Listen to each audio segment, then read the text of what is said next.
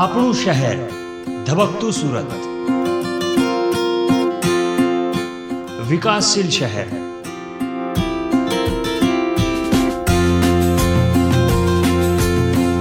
ઉદ્યોગ અને વિકાસની નગરી, ક્યારેક ચડતી ક્યારેક પડતી, છે સંઘર્ષની ગાથા.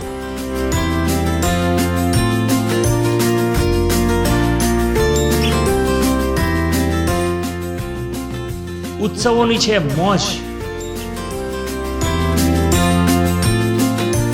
દિવસભરની ઘટનાઓના સમાચાર જુઓ પ્રાઇમ ટાઈમ ન્યૂઝમાં રાત્રે 9 કલાકે.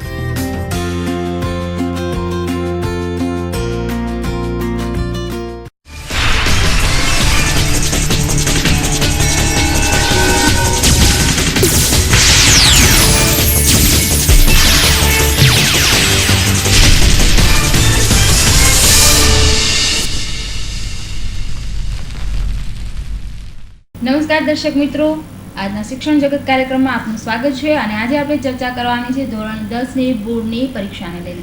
જી હા દર્શક મિત્રો, 15 માર્ચથી ધોરણ 10 અને 12ની બોર્ડની પરીક્ષા શરૂ થવા જઈ રહી છે.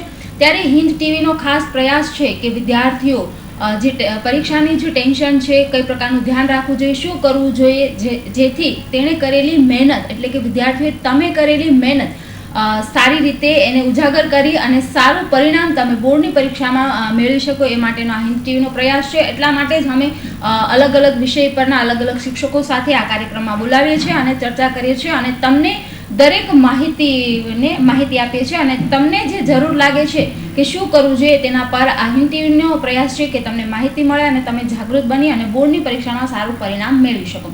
તો દર્શક મિત્રો અને ખાસ કરીને મારા વાલા વિદ્યાર્થીઓ, તો આજે આપણે આ ચર્ચા શરૂ કરીએ. અને આ ચર્ચામાં આપણી સાથે જોડાયેલા છે MMT સંચાલિત એ મુલ્લા ગર્લ્સ હાઈ સ્કૂલના શિક્ષિકા પ્રીતિબેન દેસાઈ, કે જેઓ છેલ્લા 27 વર્ષથી શિક્ષણ સાથે સંકળાયેલા છે. આ ઉપરાંત આપણી સાથે છે શૈલાબેન પટેલ, કે જેઓ VT ચોકસી હરિપુરા સાર્વજનિક સ્કૂલના શિક્ષિકા છે અને તેઓ પણ છેલ્લા 27 વર્ષથી શિક્ષણ સાથે જોડાયેલા છે. અને આ ઉપરાંત તેઓ બોર્ડના પેપર પણ ચેક કરે છે. એટલે ઘણા અનુભવી આ શિક્ષકો છે અને તમને ગુજરાતી અને સંસ્કૃત વિષય પર આજે સરસ મજાની અહીંથી માહિતી મળશે. તો મારા ખાસ કરીને મારા વહાલા વિદ્યાર્થીઓ, તો તૈયાર થઈ જાઓ તમે માહિતી માટે અને ખૂબ સરસ માહિતી મેળવી લો અને ખૂબ સારા પેપર હાથમાં આવે અને માર્ક્સ પણ મેળવી લો. તો હવે આ કાર્યક્રમ શરૂ કરીએ અને આ કાર્યક્રમમાં તમે માહિતી આપશો તે માટે પણ હિન્દ ટીવી આપનો આભાર માને છે. તો સૌથી પહેલા અમારો પ્રીતિબેન તમને સવાલ એ રહેશે કે ધોરણ 10ના વિદ્યાર્થીઓની જો વાત કરીએ તો તેમની માટે આ બોર્ડનો માહોલ પ્રથમ વખત હોય છે. તો આ વિદ્યાર્થીઓના હાથમાં જ્યારે એમનું પેપર આવે છે ગુજરાતીનું, તો એને શું ધ્યાન રાખવું જોઈએ અને શું કાળજી લેવી જોઈએ? જો નમસ્કાર દર્શક મિત્રો, વિદ્યાર્થીઓ, માતૃભાષા આપણી ગુજરાતી તો બરાબર ને, અને ગુજરાતીનું પ્રશ્નપત્ર બોર્ડમાં સર્વપ્રથમ રાખવામાં આવે છે. એટલે પહેલું પેપર જ હોય એટલે રિલેક્સ હોય વિદ્યાર્થી. ગણિત કે વિજ્ઞાન કે ઇંગ્લિશ રાખવામાં નથી આવતું. એટલે એકદમ રિલેક્સ થઈને પેપરની તૈયારી કરવાની અને કાળજી એ રાખવાની કે પાઠ્યપુસ્તકને તમે વાંચો. પાઠ્યપુસ્તકમાંથી જ પૂછાય છે. બોર્ડના કોઈ પણ પ્રશ્નપત્રને તમે લઈ લો તો પાઠ્યપુસ્તક પર આધારિત આપણે પાઠ્યપુસ્તકને એવોઇડ કરીએ છીએ અને ગાઈડને જ અપનાવીએ છીએ. તેને બદલે પાઠ્યપુસ્તકને જો મહત્વમાં આવે બેન, તો કદાચ વધારે સફળતા મળે. શૈલાબેન, મારો પ્રશ્ન એ રહેશે કે ગુજરાતીનું પેપર 100 માર્ક્સનું હોય છે અને સંસ્કૃતનું પણ હોય છે 100 માર્ક્સનું. તો આમાં થિયરીના MCQ કઈ રીતના હોય છે? 50 માર્ક્સનું MCQ હોય છે અને 50 માર્ક્સનું થિયરી હોય છે.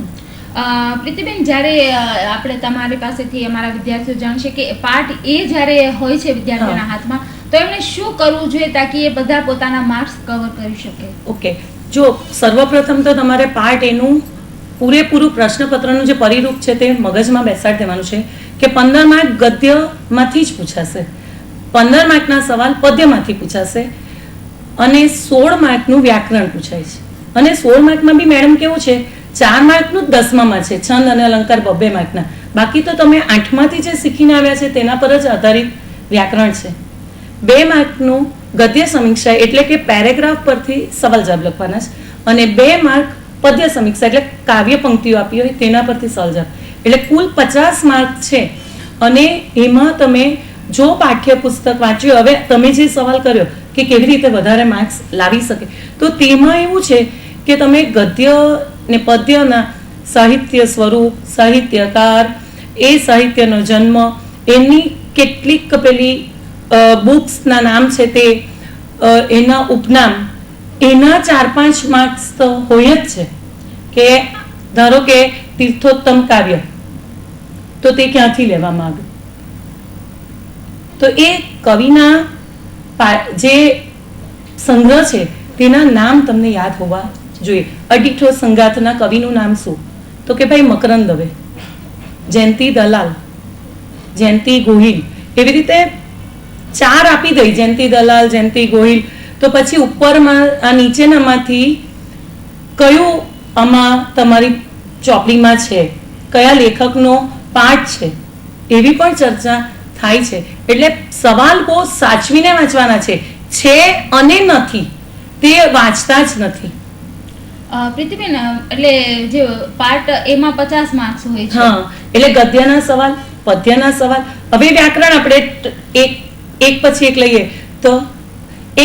લઈએ તો શબ્દ સમૂહ માટે એક શબ્દ, પછી આખું એમાં કૃદંત, નિપાત, સમાસ ઓળખાવો, વાક્યના પ્રકારો, બરાબર, સંધિને, એ બધું પેલા પાછળ પાર્ટ બી માં પણ આવશે.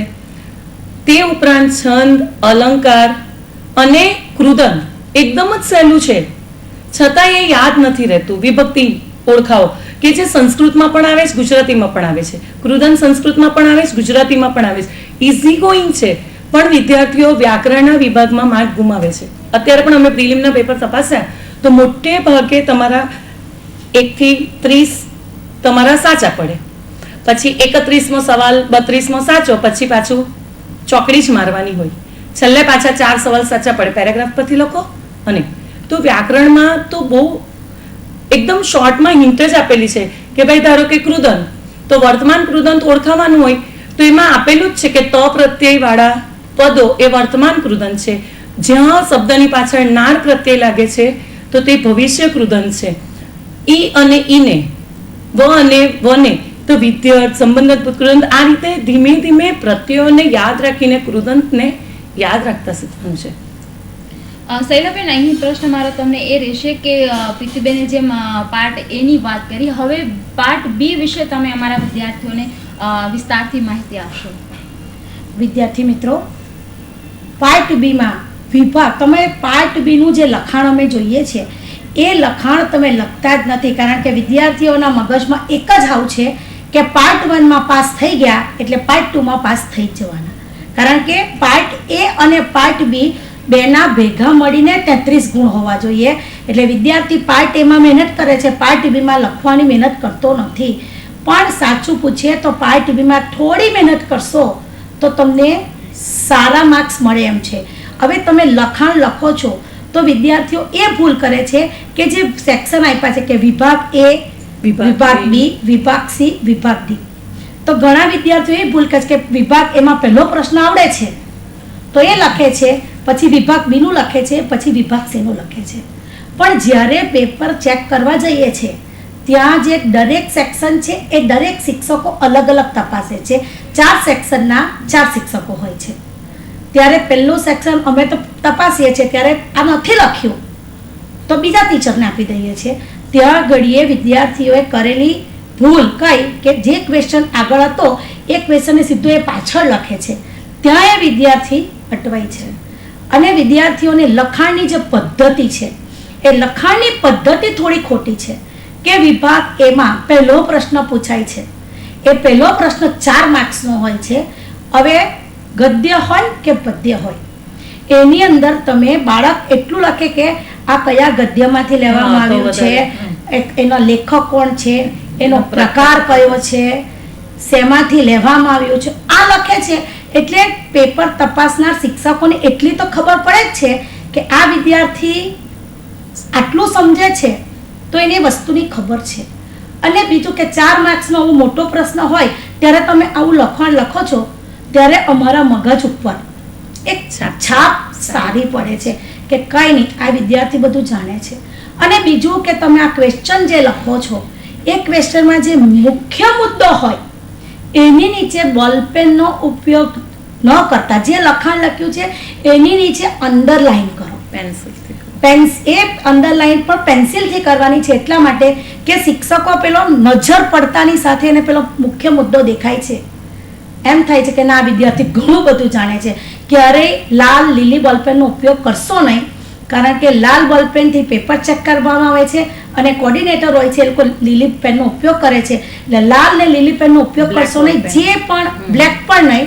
અને જે પણ તમારે હાઇલાઇટ કરવું હોય, જે મુખ્ય મુદ્દો કે ધારો કે જક્ષણીનો અંત પૂછાયો એમાં જે ખરો જવાબ કે ચંડી પ્રસન્ન થાવ, ચંડી કોપ ન કરો, આવા જે સેન્ટેન્સ ખરા એની જે પેન્સિલથી અંડરલાઈન કરો એટલે શિક્ષકોના મગજ ઉપર એક એવી છાપ ઉપસે કે ના આ વિદ્યાર્થી ઘણું બધું જાણે છે. તેવી જ રીતે વિભાગ એમાં ગદ્ય પદ્ય, પહેલો પ્રશ્ન 4 માર્ક્સ, બીજો 2 માર્ક્સનો હોય છે, ફરી પાછો પદ્ય હોય છે એ 3 માર્ક્સનો હોય છે, ફરી પાછા 2 માર્ક્સનો હોય છે. તેવી રીતે વિભાગ 1 પૂર્ણ થાય ત્યાર પછી વિભાગ 2 શરૂ થાય છે. એ વિભાગ 2 ની અંદર સંક્ષેપ લેખન આવે છે.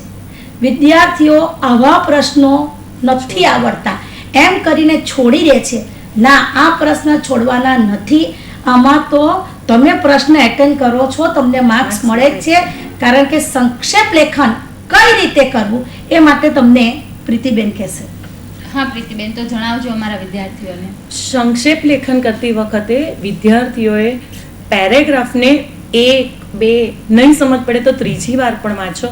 અને પહેલા તો એટલું નક્કી કરી લો મિત્રો કે આ પેરેગ્રાફ શેના પર પૂછાયો છે, એટલે એ તમને તમારું શીર્ષક મળી ગયું. પુસ્તક આનંદ આપનારું સાધન છે, પુસ્તક શિષ્ટ છે, તો એ પુસ્તક જાદુઈ દીવો છે, એવા બધા શબ્દો અંદર હોય જ. તેમાંથી કોઈ પણ એક શીર્ષક આપી દો એટલે 1 માર્ક તો શીર્ષકનો હોય જ છે. અને પછી અંદર જે પેરેગ્રાફ વાંચતા જાઓ ત્યાં ઉદાહરણ તરીકે આપ્યું હોય, ઇન્વિટેડ કોમામાં અવતરણ ચિહ્નમાં કોઈએ કયા હોય તે વિધાન હોય, તે તમારે સંક્ષેપ લેખનમાં નહીં લેવાના. પણ સંક્ષેપમાં શું કહેવા માંગ્યું છે, શેનું મહત્વ છે તેનો ઉલ્લેખ તમારે 3-4 વાક્યમાં તમારા જ શબ્દોમાં લખવાનું છે. બેઠું લખો તો પણ ગુણ તો મળશે, પણ તમે તમારી રીતે 3-1 માર્કનું લખશો ને તો મૌલિકતાને લીધે કદાચ માર્ક વધારે મળે છે. અને હું તો કોઓર્ડિનેટર મોડરેટર રહી ચૂકી છું એટલે મને એનો અનુભવ છે. કેમ શૈલાબેન, બરાબર ને? બરાબર છે. તો આ રીતે આપણે તમે બી ની વાત કરી, તો પત્ર પણ હોય છે, તો ખાસ હવે એના પછી આવશે. ત્યાર પછી સંક્ષેપ લેખનની સાથે અર્થ વિસ્તાર હોય છે, એ પણ 5-5 માર્ક્સના હોય છે. અને અર્થ વિસ્તાર તો પંક્તિ પહેલા એને સમજાવવાની હોય.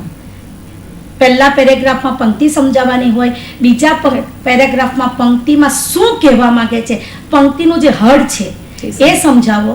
અને જો તમને કંઈક એને લગતી કઈ બીજી પંક્તિ હોય એ પણ તમે લખી શકો અને નીચે અંડરલાઈન કરીને બતાવી શકો, તો 5માંથી તમને 3.5-4 માર્ક્સ તો સરસ મળી જાય છે. અને ત્યાર પછી વિભાગ સી આવે છે. એ વિભાગ સી ની અંદર પહેલું હોય છે પત્ર લેખન. પણ એ પત્ર લેખન એકલો નથી પૂછાતો, પત્ર લેખન પણ 4 પ્રકારે પૂછાય છે. એ 4 પ્રકારોની માહિતી પ્રીતિબેન આપશે. પત્ર, વિદ્યાર્થી મિત્રો, પહેલો તો સાદો સીધો, હવે તો પત્ર કોઈ લખતું જ નથી. પણ સામાન્ય રીતે હવે જે બોર્ડની પેપર સ્ટાઇલ છે તેમાં એવું લખ્યું હોય છે કે નામ સરનામાનો ઉલ્લેખ કરવો નહીં. એ એટલા માટે કે કદાચ તમારા જિલ્લાના પેપર કોઈ બીજા જિલ્લામાં ગયું હોય અને વેરભાવથી માર્ક્સ નહીં આપે, એટલે નામ સરનામાનો ઉલ્લેખ જવા દે છે. ખબર પડી જાય છે કે કયા જિલ્લાના પ્રશ્નપત્ર અહીંયા આવ્યા છે, પુરવણી આવી છે. હવે તો બારકોડ ને ખાકી સ્ટીકર છે એટલે સવાલ નથી રહેતો, પણ છતાં પણ નામ સરનામાનો ઉલ્લેખ કરવો નહીં તો નહીં જ લખવાનું. હા, કે ભાઈ હર્ષ મહેતા સુરતથી બરોડાના ઉત્પલ દેસાઈને એની સિદ્ધિઓ વિશે બિરદાવતો પત્ર લખે છે, તો હર્ષ મહેતા ક્યાં આવશે તે યાદ રાખવાનું છે. આપણે જ્યાં પત્ર લખીએ છીએ તારીખ મારી ત્યાં ઉપર હર્ષ મહેતા સુરતથી, બરાબર, તારીખ, અને જમણી બાજુ મારો બેસ્ટ ફ્રેન્ડ એનું નામ લખવાનું છે ઉત્પલ, પછી એની વાત કરીને નીચે પછી હર્ષ મહેતા. પણ નામ નહીં આપ્યું હોય તો લખવાનું નથી, સરનામું નહીં આપ્યું હોય તો લખવાનું નથી. એટલે જન્મદિનનો શુભેચ્છા આપતો, એની સિદ્ધિઓને બિરદાવતો પત્ર, વિદાય સમારંભનો પત્ર, એવા પત્ર સામાન્ય ફોર્મેટમાં જે કાયમ લખાતા હોય તે. પછી બીજો પત્ર છે તે તમને સલાહ સૂચન આપતો કે ભાઈ તમારો નાનો ભાઈ અભ્યાસ કરતો નથી અને માત્ર ને માત્ર ટીવીમાં જ મગ્ન રહે છે, તો ટીવી વધુ જોવું એ નુકસાનકારક છે તે સમજાવતો પત્ર લખો. એટલે શિખામણ આપતો પત્ર થયો. પહેલો શુભેચ્છા આપતો, બીજો શિખામણ આપતો પત્ર. ત્રીજો જે પત્ર પૂછાય છે ને તે મોટે ભાગે અરજી, એટલે કે તમે તમારી સોસાયટીમાં બહુ જ કચરો થઈ ગયો છે તો એ ગંદકી દૂર કરવા માટે SMC ને પત્ર લખો. હવે એ પત્રની જરાક પેટર્ન જુદી છે. અહીંયા સોસાયટીના રહીશો, અબક સોસાયટી, આપણે નામ સરનામાનો ઉલ્લેખ કરવાનો નથી. તારીખ 15/3/2017 ગુજરાતીનું પેપર, એટલે 15 માર્ચ. આ બાજુ વહીવટી અધિકાર એટલે કે મહોદય, મહાશય જે લખવું હોય તે મહાનગરપાલિકા, અને પછી માનનીય સાહેબ, પછી વિષય આવશે. ત્યાં વિષય કરીને 2 ટપકા કરીને પેલું અરજીનું લખવાનું છે કે અમારી સોસાયટીમાં કચરો ખૂબ જ ફેલાઈ ગયો છે અને કચરાની ગાડી આવતી નથી તે માટે નિકાલ કરવા બાબત. અને પછી એ 2 કે 3 પેરેગ્રાફમાં એ ફરિયાદ કરતો પત્ર લખવાનો છે અને નીચે સાઇન. અને ચોથી જે છે તે એપ્લિકેશન. આ અરજી ફરિયાદ નહીં થઈ, શિક્ષક તરીકેની જાહેરાત આવી છે તો તેની એપ્લિકેશન કરો. મિત્રો, તમને 10મામાં છો, ઇંગ્લિશમાં પણ તમે એપ્લિકેશન લખી જ હશે. નહીં લખી હોય તો તમે તે દિવસે 15/3/2017 રોજ જ્યારે એપ્લિકેશન કરો છો ત્યારે તમે B.Ed થઈ ગયેલા હોય એવું મગજમાં રાખો કે શિક્ષક માટે B.Ed જરૂરી છે, મસ્ટ.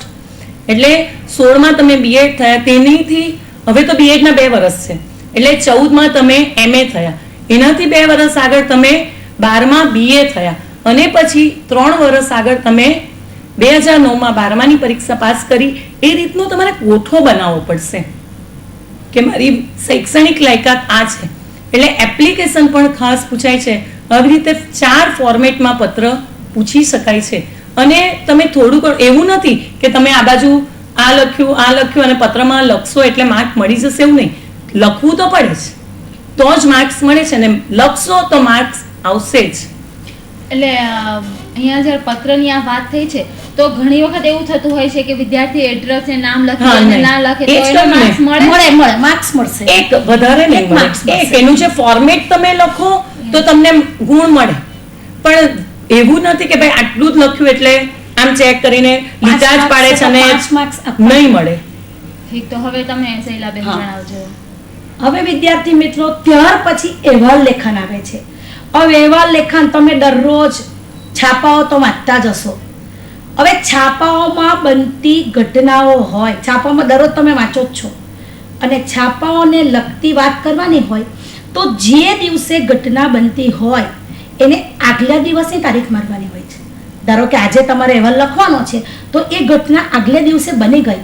ઘણીવાર તો છોકરાઓ લખે છે શિક્ષક દિન તો 15મી માર્ચ. 15મી માર્ચે શિક્ષક દિન નથી ઉજવાતો, એ ઉજવાય છે 5મી સપ્ટેમ્બરે.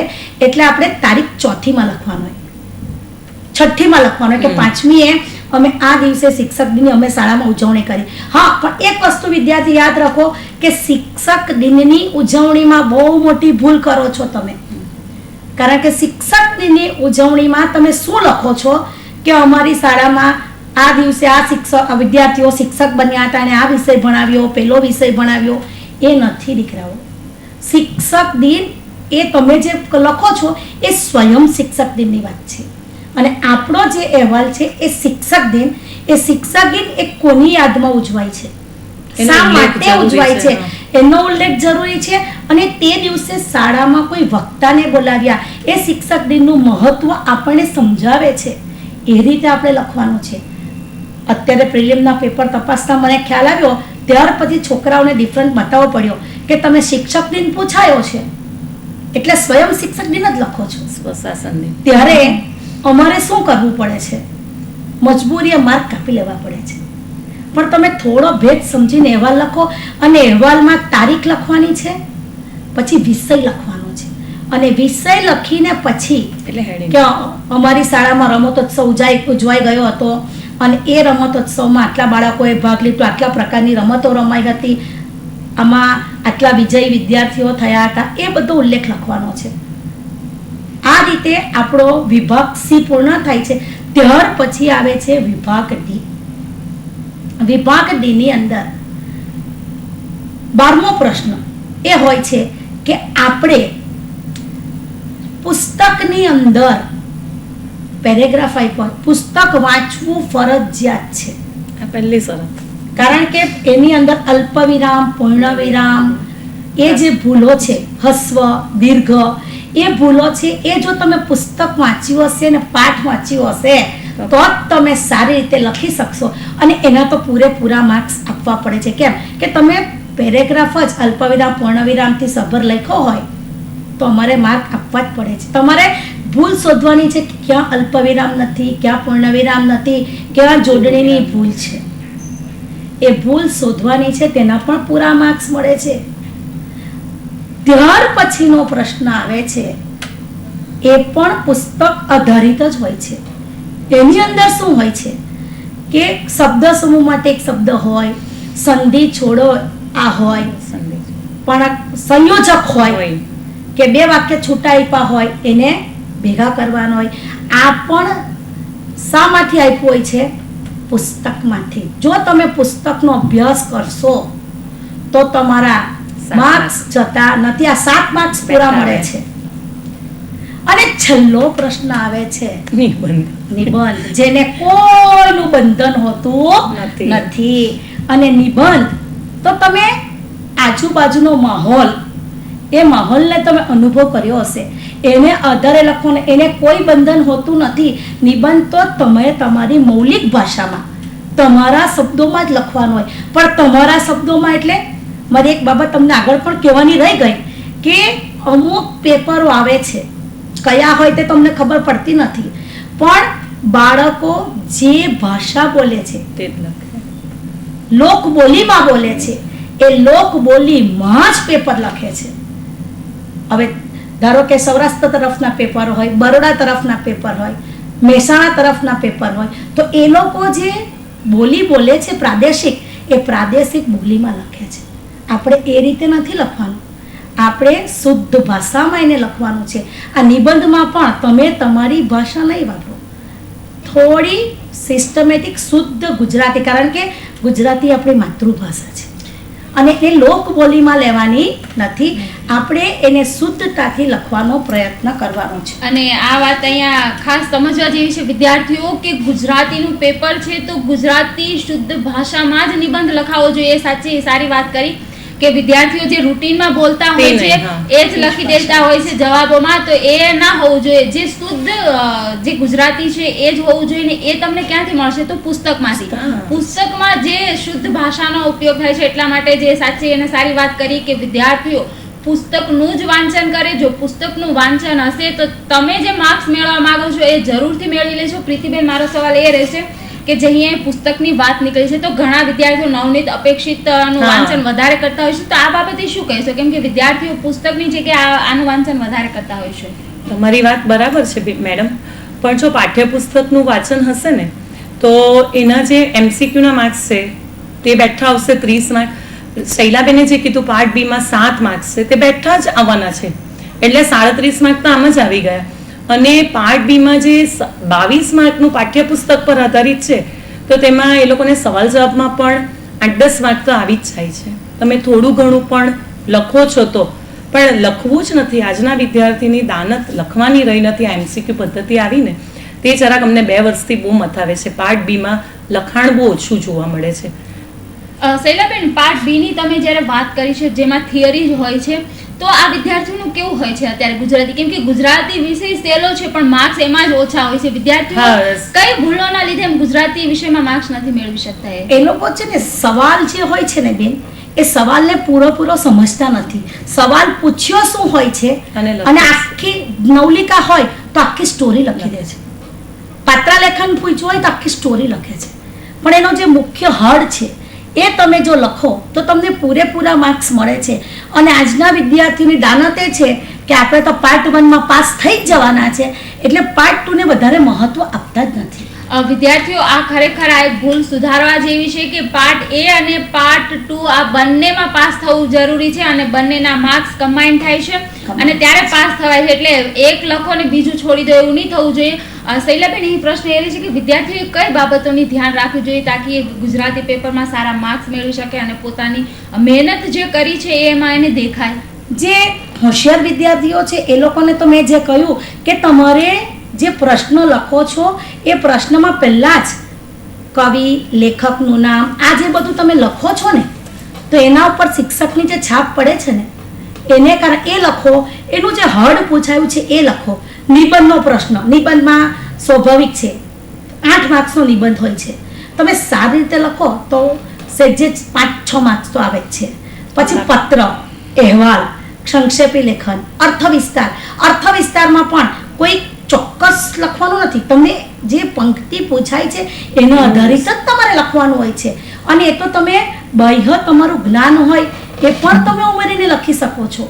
એટલે પાર્ટ 2 માં જો વધારેમાં વધારે માર્ક્સ મેળવવા હોય તો થોડું તમારું બાહ્ય વાંચન હોય તો પણ સારા માર્ક્સ તમે મેળવી જ શકો છો. પ્રીતિબેન, પાર્ટ આપણે એની વાત કરીએ તો વિદ્યાર્થીઓએ કયા વાંચન ઉપર વધારે ભાર આપવો જોઈએ તાકી એના માર્ક્સ મેળવી શકે? પાઠ્યપુસ્તક જ મેં હું તો પકડી રાખીશ છેલ્લે સુધી. પાઠ્યપુસ્તકમાં જે લેખક પરિચય આપ્યો છે ગદ્ય પદ્યની ઉપર, તે પેરેગ્રાફ છોકરાઓ વાંચતા જ નથી, તો તેનું વાંચન જરૂરી છે. તદ ઉપરાંત ભાષા અભિવ્યક્તિ પર આધારિત પણ ગયા વર્ષે 2 સવાલ પૂછાયેલા હતા. તદ્ભવ અને તત્સમ શબ્દ અતિજ્ઞાનમાં હતા. એટલે જો શિક્ષક જો નહીં કહેશે ને તો વિદ્યાર્થી વાંચવાના નથી. શિક્ષક ઉલ્લેખ કરે છે પણ એવું નથી કહેતા કે નીચે ભાષા અભિવ્યક્તિમાં છે, જુઓ દીકરા અહીંયા પણ તત્સમ શબ્દ અને તદ્ભવ શબ્દ સમજાવ્યા છે. ચક્ષુશ્રવા પાઠ, પેલું ગાડી આવે છે તે, તો તે શબ્દ વિક્ટોરિયા સ્ટેશન હાલ કયા નામથી ઓળખાય છે, તો તમને આખો પાઠ વાંચી જાવ નહીં મળશે બેન, પણ જ્યાં ટિપ્પણ આપેલું છે, અર્થ આપ્યા છે, ત્યાં વિક્ટોરિયા સ્ટેશન આજે હાલ મુંબઈના છત્રપતિ શિવાજી મુંબઈના નામથી ઓળખાય છે ત્યાં આપ્યું છે. તમે કહો કે પાઠ વાંચવાનું કીધું, પાઠમાં તો છે નહીં, પણ એના પૂરેપૂરી જે પણ કંઈ એમાં આપી છે માહિતી, તેનાથી તમે માહિતગાર થશો તો પૂરેપૂરા એ 50 માંથી 45 માર્ક્સ લાવવાની શક્યતા રહેલી છે. ગત વર્ષ તો 95 માર્ક્સ 98 માર્ક્સ સુધી હાઈએસ્ટ ગુજરાતીમાં હતા. એવું નથી કે નહીં આવે, 48-47 પાર્ટ બી માં આવી શકે ને 50 માંથી 50 લાવનારા 175 વિદ્યાર્થીઓ હતા. એટલે અહીં જરૂરી છે કે પુસ્તકની વાંચન સાથે વિદ્યાર્થી પાસે સામાન્ય જ્ઞાન પણ હોવું જરૂરી છે. હા, શિક્ષકો કહે તે સાંભળવાની જરૂર છે, કેમ કે જનરલ નોલેજ પણ અને જનરલ નોલેજનું મહત્વ પણ હવે બહુ વધી રહ્યું છે. શૈલાબેન, એ પ્રશ્ન એ થાય છે કે જે નિબંધની વાત કરીએ તો જનરલી કયા એવા વિષય હોય છે કે આની આસપાસ જ નિબંધ પૂછાતો હોય છે? એક નિબંધમાં 2 નિબંધ પૂછાય છે. એક પુસ્તક પાઠ્યપુસ્તક આધારિત હોય છે અને બીજો નિબંધ એ કરંટ ટોપિક, હાલનું જે વાતાવરણ છે. જો ચૂંટણીનો માહોલ હોય તો ચૂંટણીનો એકાદ હોય, સ્વચ્છતા અભિયાન ચાલે છે અત્યારે, તો એને આધારિત નિબંધ હોઈ શકે અથવા અહેવાલ હોઈ શકે અથવા પત્ર હોઈ શકે. એટલે કરંટ ટોપિક પણ એક જોવાનો અને એક પુસ્તક આધારિત પણ. એ 3 લેંગ્વેજમાં એ જ લઈ લેવાનું, હિન્દી, સંસ્કૃત, ઇંગ્લિશ. મોટે ભાગે કરંટ ટોપિક ઉપર જે વિદ્યાર્થીઓ ન્યૂઝપેપર વાંચતા હોય, મોંઘવારી છે, ભ્રષ્ટાચાર છે, કદાચ અત્યારે જો વડાપ્રધાન હોઈ શકું, હું વડાપ્રધાન હોઈ શકું. અને કદાચ એવું પણ કહી શકાય કે કરંટ ટોપિકમાં જે ચૂંટણીનો માહોલ છે પણ નોટબંધીનો પણ આવશે. એ 100% નોટબંધીનો એક એ ટોપિક આવી શકે. મોટે ભાગે નોટબંધીને કારણે પડતી મધ્યમ વર્ગની મુશ્કેલીઓ, એટલે મધ્યમ આ રીતનો એક ટોપિક લઈ શકાય. એટલે ખાસ કરીને વિદ્યાર્થીઓ આજે જે ચર્ચા થઈ એમાં ખાસ ધ્યાન આપવા જેવું છે કે નિબંધના માર્ક્સ વધારે હોય છે અને જો એ કવર કરવા હોય તો કરંટ ટોપિક શું ચાલે છે, અત્યારે દેશમાં શું ચાલી રહ્યું છે એના ઉપર એક પાઠ્યપુસ્તક આધારિત નિબંધ, તો એ તમારે એના સાથે પાઠ્યપુસ્તક જ્ઞાનની સાથે એક જનરલ નોલેજ પણ હોવું જરૂરી છે. અને આ નોલેજ તો તમે એમ કહે ને કે વિદ્યાર્થીઓને આપણે એવું કહેવાતું હોય છે કે જ્યારે એક્ઝામ ચાલતી હોય ત્યારે ટીવી કે ના જોવી, એમ એ સારી વાત છે, પણ ધ્યાન પણ રાખવું જરૂરી છે કે હાલ દેશમાં શું ચાલી રહ્યું છે. અને વર્તમાન પ્રમાણપત્રો પર થોડું ધ્યાન આપવાની જરૂર છે, કારણ કે દેશમાં શું ચાલી રહ્યું છે. ભલે ટીવી નહીં જોવાનું, કારણ કે ટીવી જોવા બેસીએ છે ને તો છોકરાઓને 15-20 મિનિટ કઈ હોય ને તો 1 કલાક સુધીની કલાક છાપો તો 10 મિનિટમાં ઉઠાવીને જોઈ લેશે. મેડમ એક વાત કહી દઉં અહીંયા કે જો જ્યારે પણ પ્રશ્નપત્ર મળે ને તો વિદ્યાર્થીઓ પહેલેથી છેલ્લે સુધી બધું જ વાંચી જાય તે જરૂરી છે. કે મારે પ્રશ્નપત્ર અત્યારે તો પાર્ટ A જ લખવાનું છે તો હું પાર્ટ B નહીં વાંચું એ નહીં ચાલશે. પૂરેપૂરું પાર્ટ B સુધી વાંચશે ને તો પાર્ટ A ના 3-4 જવાબ એને પાર્ટ B માંથી મળી જશે. મારો સવાલ એ જ આવતો હતો કે જ્યારે વિદ્યાર્થીના હાથમાં પેપર આવે છે તો એને સૌપ્રથમ શું કરવું જોઈએ? એકદમ પહેલા તો શાંતિ, રિલેક્સ થઈ જવાનું. પ્રશ્નપત્રમાં મને આવડે છે તે જ બધું પૂછવાનું છે, પોઝિટિવિટી, એટીટ્યુડ રાખવાનો, પ્રશ્નપત્ર ખોલવાનું અને 15 પ્રશ્નપત્ર સેટ હોય છે એટલે દરેકને જુદું જ આવવાનું છે. એટલે આજુબાજુવાળા શું કરે તેનામાં આપણે પડવાનું જ નહીં, આપણે આપણું જ પ્રશ્નપત્ર વાંચવાનું છે. અને જ્યાં એમ લાગે કે આ શ્યોર જ છે આનો આન્સર તો પેન્સિલથી એ ટીક કરતા જવાનું છે. ઘણીવાર એવું બને મેડમ કે પ્રશ્નપત્રમાં એટલો બધો વિદ્યાર્થી ખોવાઈ જાય ને છેલ્લી 50 મિનિટ સુધી એ પ્રશ્નપત્રના જવાબ જ ટીક કરતો રહે. અને પછી પેલા OMR માં જ્યારે સર્કલ કરવાનો ટાઈમ થાય, વોર્નિંગ બેલ પડે કે 10 મિનિટ બાકી છે એટલે વહેલો કરે અને એ જ્યારે ઝડપથી કરે છે ને તો એ લાઈન બહાર નીકળી જાય એટલે 2 જવાબ થઈ જાય છે. એટલે એ જવાબ એના ખોટા પડે. એટલે એકદમ શાંતિથી પહેલા તો જેટલા આવડે છે એટલા શ્યોર એને પ્રશ્ન નંબર વાંચીને કાળજીપૂર્વક પેલા OMR ના સર્કલ કરવાના છે. જેટલા થયા છે એટલે 60-70% થઈ ગયું, બાકી 30% જ રહે તે પાછું વિચારવાનું નવેસરથી. નથી આવડતું એવું તો માનવાનું જ નહીં. મેં આખું વરસ વાંચ્યું છે, પાઠ્યપુસ્તકમાંથી જ છે, કેમ નહીં આવડે એવું વિચારશો તો તે પણ સોલ્વ થઈ જાય છે. અને મારે એક વાત કરવી છે કે વિદ્યાર્થી મિત્રો જે 50 MCQ હોય છે ને એ ભરતી વખતે એટલો તલ્લીન થઈ જાય છે કે એક વચ્ચેનો ક્વેશ્ચન ચૂકી જાય છે તો પછી એટલે આખી સિરીઝ ખોટી પડે છે. ક્વેશ્ચન એના આન્સર બધા સાચા હશે પણ એક ક્વેશ્ચન એ રહી જાય અને બાકીના એ બધા જો એકવાર OMR સીટ ભરી દે છે પછી એનો કોઈ વિકલ્પ રહેતો નથી અને બીજી આન્સર સીટ એને આપવામાં આવતી પણ નથી. એટલે તે વિદ્યાર્થી એક ખાસ ધ્યાન કે 15મો પ્રશ્ન લખે છે તો એ 15મો ડાર્ક સર્કલ કરશે અને જે ડાર્ક સર્કલ કરે એ બહાર નીકળી જવાનું. કારણ કે 50 જે પ્રશ્નો ખરા ને એ અમે નથી તપાસતા, એ તો કોમ્પ્યુટરાઇઝ મેન્યુઅલ નથી તપાસતું. અને જે કોમ્પ્યુટર તપાસે છે કોમ્પ્યુટર જે એની બહાર કુંડાળાની જે બહાર નીકળી ગયેલો ક્વેશ્ચન એ એક્સેપ્ટ કરતું જ નથી. એટલે ત્યાં વિદ્યાર્થીઓના માર પડે છે. એટલે ખાસ વિદ્યાર્થીઓ આમાં ધ્યાન રાખવું જરૂરી છે કે જે MCQ આવે છે 50 માર્ક્સના એ તમારા વેસ્ટ ન જાય એ માટે જે સર્કલ કરવાનું હોય છે તે સર્કલ પરથી જ કરવાનું છે, એની બહાર નહીં જવું જોઈએ. કેમ કે કોમ્પ્યુટર એની તપાસ મેન્યુઅલ નથી થતું એટલે એ કોમ્પ્યુટર એ તો જે એના ફોલ્ટ આવશે તમારો સાચો હશે તો પણ ખોટું અને પોલું પણ એને ડાર્ક પૂરેપૂરું સર્કલ પરથી અંદર જવાનું, અંદરથી બહાર 2 વાર કરો એટલે આખું ડાર્ક સર્કલ થઈ જાય. આ એક આના ઉપર ખાસ છે નાની બાબત છે પણ બહુ સમજવા જેવી છે કે કોમ્પ્યુટર થી ચેક થાય છે એટલે તમારું જે પરફેક્ટ ડાર્ક સર્કલ ની અંદર જ આવવું જોઈએ તો તમને માર્ક્સ મળશે. ને બીજું જે શૈલા મેડમે વાત કરી કે 15મી સિરીઝ આવ્યા છે, 15મો પ્રશ્ન આવ્યા, જવાબ લખો છો તો 15મો જ થવો જોઈએ, મિસ્ટેક થી 16 નું ના થાય. તેને માટે એક સોલ્યુશન છે કે તમે નાની સ્કેલ લઈને બેસો અને જોતા જાઓ ને પછી કરતા જાઓ કે કયો ક્વેશ્ચન નંબર છે. ઘણીવાર વિદ્યાર્થી આમાં ગણે છે 1 2 3, એને હું ચાલુ ક્લાસમાં પણ કહું છું સ્કેલ મૂકો બેટા અને જોઈ લઉં સામસામી, જે બાકી હોય તેમાં પાછું કરો. સ્કેલનો ઉપયોગ કરો, ખૂબ સારી વાત છે કે MCQ માં સ્કેલનો ઉપયોગ કરો તાકી તમે જે મહેનત કરી છે એ સાચી પડે અને જવાબ પણ તમારા સાચા પડે. શૈલાબેન હું તમને એ પ્રશ્ન કરીશ કે તમે સંસ્કૃત વિષય સાથે પણ સંકળાયેલા છે તો થોડો એના પર પણ તમે પ્રકાશ પાડશો જનરલી કે શું મતલબ સંસ્કૃત પેપરમાં કઈ રીતનું પૂછાતું હોય છે તો થોડો એના માટે પણ વિદ્યાર્થીઓને પ્રકાશ પાડજો. એના સંસ્કૃત વિષય એટલે આપણે આજ સુધી માન્યતા છે કે સ્કોરિંગ સબ્જેક્ટ હજી પણ છે જ અને હવે તો બોર્ડે એટલી સરસ પદ્ધતિ કરી છે કે સ્વાધ્યાયના જે પ્રશ્નો ખરા ને તે પહેલા 50 MCQ માં પણ 30 માર્કનું સ્વાધ્યાયની નીચેનું જ પૂછવાનું છે અને પાર્ટ જે બીજા વિભાગ હોય છે વિભાગ પાર્ટ B જે થિયરિકલ હોય છે એની અંદર પણ 30 માર્કનું સ્વાધ્યાયની છે. એટલે કયું અર્થ વિસ્તાર, શ્લોક પૂર્તિ કરો, એ બધા જે ક્વેશ્ચન ખરા ને ગુજરાતીમાં સવાલ જવાબ, ગુજરાતીનું સંસ્કૃત કરો, ટિપ્પણીમાં પૂછાય છે 2 માર્ક્સના શોર્ટ નોટ જેને આપણે કહીએ એ. તમે તે, એ બધું સ્વાધ્યાયની નીચેથી જ પૂછવાનું છે. એટલે સંસ્કૃત માટે વિદ્યાર્થીઓને એટલું જ કહેવાનું કે તમે ચોપડીનું તમે સ્વાધ્યાય જો એકલું કરી જાઓ ને તો 70 માર્ક્સ તો તમારા બિંદાસથી આવી જ જાય છે. તમારે વધારે તમારે કે ગાઈડના કીડા બની જવાની જરૂર નથી. એક ભાષાંતર આવડતું હોવું જોઈએ અને બીજું કે સ્વાધ્યાય પૂરેપૂરું આવડવું હોવું જોઈએ. જો સ્વાધ્યાય તમે એકલું એના પર જ ધ્યાન આપો ને તો પણ તમારો 60માં તો ચોપડીની અંદરથી જ પૂછવાનું છે. એ તો બોર્ડનો જ નિયમ છે કે સ્વાધ્યાયમાંથી જ પૂછવાનું છે.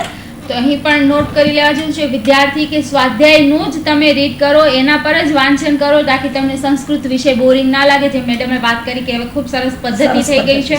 તો સ્વાધ્યાય પર જ ધ્યાન આપો અને એ સંસ્કૃતનું જે તમને બોરિંગ પેપર લાગે છે એ ઇઝી થઈ જશે. જરૂર છે કે સ્વાધ્યાય પર તમે ધ્યાન આપો. હવે પ્રીતિબેન હું એ વાત કરીશ કે આપણે આ ચર્ચા થઈ, હવે જ્યારે વિદ્યાર્થીઓની બોર્ડની એક્ઝામ આવે છે ત્યારે એને સ્વાભાવિક રીતે ટેન્શન વધી જતું હોય છે, ડિપ્રેસ થઈ જતા હોય છે. તો આ વિદ્યાર્થીને તમે શું સલાહ આપશો? એક તો તમારો ટાઈમ સેટઅપ કરી દેવાનો 15 દિવસ પહેલાથી જ, ખાવાનાનો ને એનો. કે ધારો કે આપણે 10 વાગ્યાનું પેપર સ્ટાર્ટ થવાનું છે એટલે 9 વાગે તો શાળાએ જવા નીકળશે જ.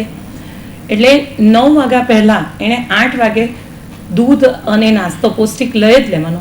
નહીં તો એક એપલ દૂધ એવું ખાઈને જો એ આવશે ને તો એને ભૂખ નહીં લાગશે. નહીં તો નવરું મગજ, શેતાનનું મગજ, પેપર ખરાબ છે, પેપર અઘરું છે તો પછી એને ભૂખ લાગશે ને કંઈ વિચારો બધા આવશે. એના કરતાં પૌષ્ટિક નાસ્તો લઈને જે આવે એ 15 દિવસ પહેલાં શિડ્યુલ નક્કી કરી નાખે. જ્યારે આવે ત્યારે ખાલી એક પાઉચ લાવવાનું છે, એમાં બોલપેન, સ્કેલ, ફૂટપટ્ટી, પેન્સિલ, રબર, વ્હાઇટનર તો બિલકુલ નથી લાવવાનું. અને એ જો પાઉચ બી જો ટ્રાન્સપરન્ટ હશે ને તો વધારે સારું. પાટિયું ખાસ લઈ જવાનું, કારણ કે ગવર્મેન્ટ સ્કૂલોમાં જો નંબર આવે ને તો એ તો વર્ષો જૂની છે. હવે અમારી જ સંસ્થા તો કેટલી જૂની છે. એટલે બેન્ચો મોટે ભાગે સારી આપવાનો પ્રયત્ન કરે બોર્ડનું આવે એટલે, પણ ક્યાંય આપણા ઘર જેવી સુવિધા તો નહીં છે ને. એટલે પાટિયું હોય એટલે એમનું બોર્ડ હશે તો તે વધારે કન્વિનિયન્ટ રહેશે. પાણીની બોટલ એક લઈ જાઓ અને એમાં પણ જો ગ્લુકોઝ અથવા તો લીંબુ શરબત હોય તો વધારે કન્વિનિયન્ટ રહે, કારણ કે ડિહાઇડ્રેશન નહીં થઈ જાય. એમાં જો ગભરાઈ જાય ને વિદ્યાર્થી તો એને કામ લાગે છે. ઘણીવાર 2-3 ચોકલેટ પણ અંદર મૂકી રાખો તો વધારે સારું પડે છે. શૈલાબેન, એ પ્રશ્ન મારો એ રહેશે કે બોર્ડની એક્ઝામ નજીક છે તો વાલીઓએ પોતાના બાળકોને કઈ રીતે પ્રોત્સાહિત કરવા જોઈએ? વાલીઓએ જે ટેન્શન આપે છે ને, તું વાંચ, આ રીતનો જે હાવ છે ને એ દૂર. બેટા શાંતિથી વાંચ. એટલે વાલીઓએ બાળકોને સમજાવવાનું કે બેટા વાંચ, સમજીને વાંચ ને એને સતત જે ટેન્શન નથી આપવાનું, એને રિલેક્સ રાખવાનું છે. જેટલું બાળક રિલેક્સ રહેશે એટલું બાળક સારી રીતે સમજી શકશે અને એ સારી રીતે પુસ્તકની માહિતી વાંચી શકે. અને હું તો કહું છું કે મમ્મી ખાસ કરીને એ મમ્મીએ દીકરો હોય કે દીકરી હોય એ વાંચતો હોય તો ત્યારે એની પાસે બેસવું એટલે બાળકને એક હૂંફ રહે છે કે ના, મારી મમ્મીનો મને હૂંફ છે. અને દીકરા શું વાંચે છે બેટા? હા, શૈલાબેનની આ વાત સાચી છે. ઘણી વાર આપણે જોઈએ છે ને તો દીકરો બિચારો વિદ્યાર્થી એક રૂમમાં બંધ વાંચ્યા કરે અને નીચે હાહાઠીઠી થતી હોય, પિક્ચરો જોવાતા હોય તો વિદ્યાર્થીનું મન કેવી રીતે લાગે? એકાગ્રતા આવતી જ નથી. એટલે બાળકોને એકાગ્ર થાય અને મમ્મી તો સાથે હોય તો એને સમયે નાસ્તો, દૂધ, પાણી, કારણ કે બાળક ઘણીવાર વાંચવામાં એવું તલ્લીન થઈ જાય કે પાણી પણ પીવાનું નથી રહેતું. એટલે બાળકને થોડા અંતરે નાસ્તો, દૂધ આ બધું મળતું રહેશે અને મમ્મી પણ પાસે હશે તો થોડીને હૂંફ રહેશે. એટલે શક્ય હોય ત્યાં સુધી બાળકના મિત્ર બનીને રહો પરીક્ષાના માહોલમાં અને બાળકને ટેન્શન રહિત રાખો. કારણ કે તું આટલું વાંચી નાખ, તું આટલું વાંચે એવું ક્યારેય કરશો નહીં. એની જેટલી કેપેસિટી હશે એટલું જ વાંચશે. તમે એને ગમે એટલું જોર કરશો તો એ વધારે વાંચી શકવાનો જ નથી. એટલે જે વાંચે છે પણ પરફેક્ટ એને વાંચવા દો. ખાલી એને માર્ગદર્શક બનો, પણ એના મગજ ઉપર સતત હથોડા મારશો તો એ વાંચવાનો નથી. ના ખૂબ સરસ વાત કરી છે કે આ સમયે બાળકને પ્રોત્સાહિત કરવા ખૂબ જરૂરી છે અને હૂંફ આપવી જરૂરી છે, તાકી એને એવું થવું જોઈએ કે મારા માતા પિતા અત્યારે મારી સાથે સારું વર્તન કરે છે, મિત્ર ભાવ કેળવી ગયા છે, તો સ્વાભાવિક છે કે એની અસર ડાયરેક્ટ એની યાદશક્તિ પર પડે અને યાદ પણ એને વધારે રહે. તો ખાસ કરીને વાલીઓએ માતા પિતા આ બાબત ઉપર ખૂબ ધ્યાન આપવા જેવું છે. દર્શક મિત્રો, આ કાર્યક્રમને સમાપ્ત કરીએ તે પહેલા પ્રીતિબેન, આજનો મેસેજ શું રહેશે વિદ્યાર્થીઓ માટે? મિત્રો, વિશ યુ ઓલ ધ બેસ્ટ. અને આ બોર્ડની પરીક્ષા તમે પ્રથમવાર આપવા જ્યારે જઈ રહ્યા છો તો તમારી શાળા જીવનની તમે અનેક પરીક્ષાઓ આપી જ છે, તો બિલકુલ ગભરાયા વગર આત્મવિશ્વાસથી પરીક્ષા આપો. રિઝલ્ટ તો ગમે તે હોય, પણ જે પડકાર ઝીલી લે તે વિજયી જ છે. Wish you all the best of luck. શૈલાબેન, તમારો શું મેસેજ રહેશે વિદ્યાર્થીઓ હું તો માટે? બાળકોને એટલું જ કહીશ કે વિદ્યાર્થી મિત્રો, તમે જે આ પરીક્ષા આપવા જઈ રહ્યા છો, પણ તમને આજુબાજુના માહોલ તરફથી કે સગા સ્નેહીઓ જે કંઈ મળવા આવશે ને, એ તમને બોર્ડમાં છે એ બોર્ડનો હવ બિલકુલ દૂર કરી દેજો. અને તમે પણ સ્કૂલની એક પરીક્ષા આપો છો એ રીતે શાંતિથી, કદાચ તમારી શાળામાં નંબર નહીં આવે, બીજી શાળામાં આવે, તો પણ આપણી જ શાળાનો શિક્ષક છે એવું જ માની એ રીતે, અને આપણી જ આ શાળા છે એ રીતે એકદમ રિલેક્સ થઈને પરીક્ષા આપો. અમારી હાર્દિક શુભેચ્છા. તમે ખૂબ જ સફળ થશો. તો દર્શક મિત્રો, આ શિક્ષણ જગતની આપણે ચર્ચા કરી અને ખૂબ સરસ ચર્ચા કરી અને ખૂબ સરસ માહિતી પણ પ્રીતિબેન અને શૈલાબેને આપી. તો ખાસ કરીને મારા વાલા વિદ્યાર્થીઓ અને વાલીઓને એટલી જ અપીલ છે હિન્દ ટીવીથી કે અહીં જે આ પ્રોગ્રામ થઈ રહ્યો છે આપના મોટિવેશન માટે થઈ રહ્યો છે, તો એને જોવો અને સાંભળો અને એના વિચારો જે અહીં આવીને આ મહાનુભાવો રજૂ કરે છે એના ઉપર વિચાર કરો અને અમલ કરો. બસ આ જ વાત સાથે અહીં આ કાર્યક્રમને સમાપ્ત કર્યું છે. અને તમે આજે જે હિન્દ ટીવીને સમય આપ્યો એ બદલ હિન્દ ટીવી, શૈલાબેન અને પ્રીતિબેન આપનો આભાર માને છે. તો દર્શક મિત્રો, ફરી જ મળીશું આવા જ કોઈ કાર્યક્રમમાં. ત્યાં સુધી અમને રજા આપશો. નમસ્કાર. આપણું શહેર, ધબકતું સુરત, વિકાસશીલ શહેર,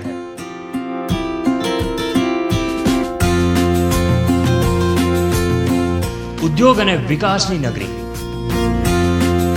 ક્યારેક ચડતી ક્યારેક પડતી, છે સંઘર્ષની ગાથા.